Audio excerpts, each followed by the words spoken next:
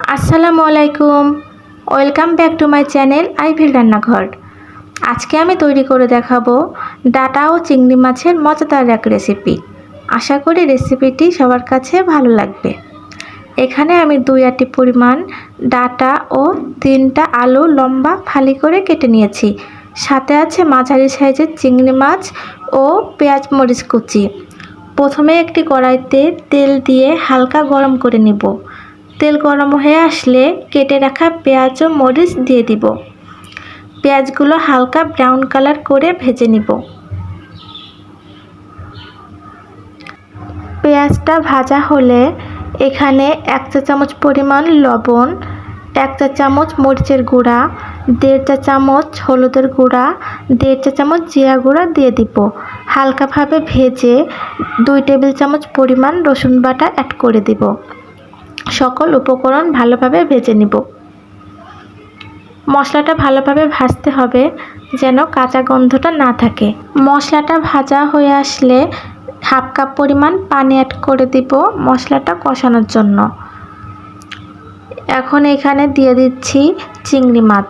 চিংড়ি মাছ দিয়ে ভালো করে কষিয়ে নিব।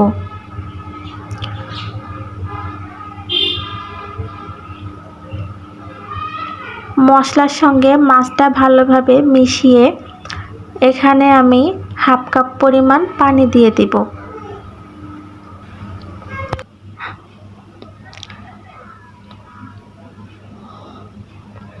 হালকা জাল করে কেটে রাখা ডাটা ও আলু দিয়ে দিব। ভালো করে মশলার সঙ্গে ডাটা আলু মিশিয়ে নিব। ডাটা কষানোর সময় আমি এক্সট্রা কোনো পানি ব্যবহার করব না। এক্সট্রা পানি ব্যবহার করলে ডাটার স্বাদটা একদমই নষ্ট হয়ে যায়। এই জন্য ডাটা থেকে যে পানিটাই বের হবে ওটাতেই ডাটাটা কষিয়ে নিব। এখন আমি ডাটাটা ঢেকে রাখছি। 2 মিনিট পর ঢাকনাটা তুলে ভালোভাবে নেড়ে দিব। ডাটা থেকে অনেকটাই পানি বের হয়েছে। এই পানিটা দিয়ে ডাটাটা সিদ্ধ হয়ে যাবে। আমি জালটা মিডিয়াম লো হিটে রেখেই রান্নাটা করব যেন ডাটাটা ভালোভাবে সিদ্ধ হয়ে যায়। হালকা নেড়ে আবার কিছুক্ষণের জন্য ঢাকনা দিয়ে রাখবো। 1.5 থেকে 2 মিনিট পর ঢাকনাটা তুলে নেড়ে দিতে হবে। আমার ডাটার পানিটা একদমই শুকিয়ে গিয়েছে। এখন ভালো করে কিছুক্ষণ কষিয়ে ঝোলের পানি দিয়ে দিব। এখানে আমি 2 কাপ পরিমাণ ঝোলের পানি অ্যাড করব। ঝোলের পানিটা বেশি দিব না, বেশি দিলে ডাটার স্বাদটা ভালো লাগে না।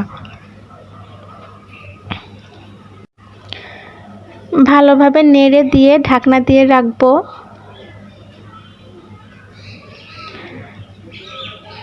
4 মিনিট পর ঢাকনাটা তুলে ভালোভাবে নেড়ে দিব।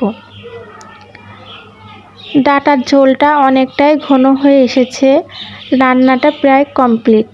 এখন চুলা থেকে নামিয়ে নিতে হবে। আমি ঝোলটা আর শুকাবো না। ব্যাস তৈরি হয়ে গেল মজাদার চিংড়ি দিয়ে ডাটা মাছের তরকারি। গরম গরম ভাতের সাথে খেতে কিন্তু খুবই মজা। আরও নতুন নতুন রেসিপি পেতে আমার চ্যানেলটি সাবস্ক্রাইব করে পাশেই থাকুন। আল্লাহ হাফেজ।